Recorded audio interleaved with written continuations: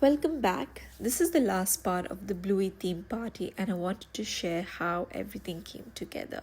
We actually started decorating about a week before the party just to make things easier close to the day, and honestly, that helped so much. There was a small fail though. Hubby accidentally broke the Y balloon and the number 5 balloon, and he was so sad, but we made it work in the end. For drinks, I grabbed a few from Coles since they were on sale. I do regret buying Kirk's and the zero sugar ones because no one touched them.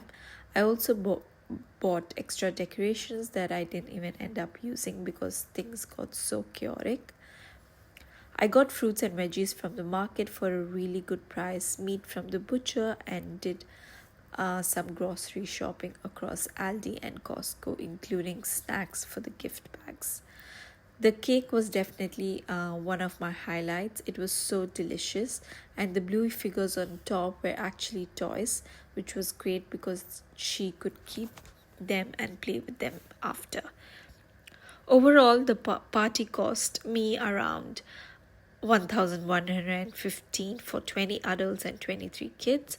I compared it to hosting the party outside like a chipmunks, and the cost was almost the same, except at home we also fed the adults and had leftovers for days, so I didn't have to cook for a week.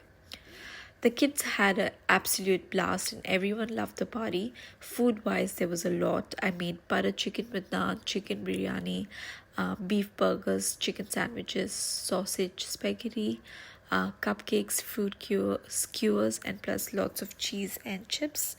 The only things that I didn't make were the pizza and the cake. The cupcakes were an Aldi mix, super simple, and the kids devoured them. I displayed them in a cereal, in like an ice cream truck from my daughter's first birthday, and I'm so glad I kept it. Looking back, some things were unnecessary, but overall, it was the best decision. I hope this video was helpful and gave you some inspiration for your child's party. See you in the next one.